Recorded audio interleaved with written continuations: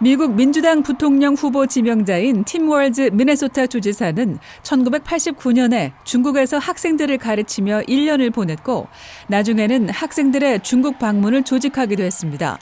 또 그동안 중국을 30번 이상 방문했다고 합니다. 공화당은 월주 주지사와 중국과의 오랜 인연을 지적하며 중국 정부는 그가 카멀라 해리스 민주당 대선 후보의 러닝메이트로 합류한 것을 환영할 것이라고 말합니다. 또한 월주 주지사가 미국의 강경한 경제 무역 정책을 완화할 것으로 예상합니다. She selected Tim Walz, a guy who wants to ship more manufacturing jobs to China. 벤스 공화당 부통령 후보는 월즈 지명자가 미네소타 주지사로서 여러 해 동안 중국과의 무역을 지지해온 점을 말하는 것으로 보입니다.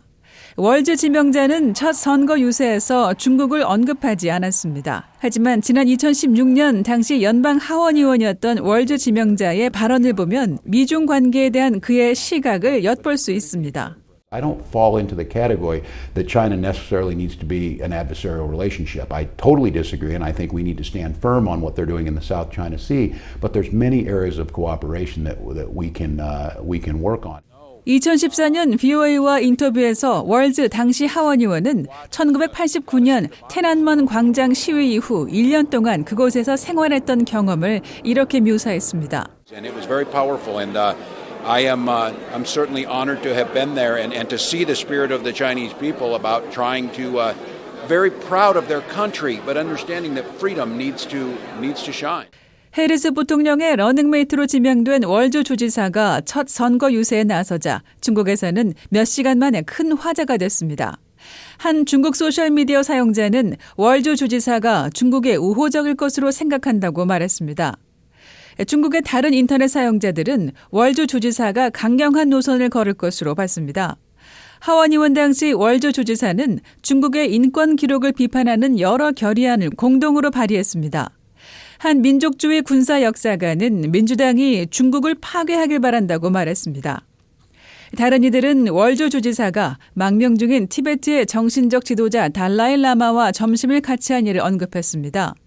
월주 주지사는 달라이 라마와의 점심이 인생을 바꾸는 일이었다고 표현했습니다. 한편에서는 교사 출신인 월주 주지사가 미국 간첩처럼 보인다고 말했습니다. 중국을 주시하는 사람들은 지금까지는 중국이 공개적으로 반응을 보이지 않았다고 말합니다. 하지만 이들은 월주 주지사에 관해 이렇게 말합니다. He's been very forthright in his criticisms of China's human rights record. And I think he's done that from a position that is maybe more credible. It's because of his kind of conspicuous earnestness and his sincerity. And the embodiment of the kind of values that he purports to be wanting to spread to China. 다른 중국 분석가들은 해리스 월즈 행정부가 들어선다면 바이든 행정부와 트럼프 행정부의 강경한 대중 정책을 대체로 이어갈 것이라는 데 동의했습니다. I think this should be seen around the world, in China, in Asia, as continuity in the complex, decades-long U.S. policy of recognizing the need to deal with China as a major power in the world and that part of the world, but also the differences in values, especially when it comes to democratization. 하지만 중국이 어떻게 생각할지는 예측하기 힘듭니다. I would imagine they're essentially gobsmacked at the moment of not knowing what to make of this person who's not who they expected.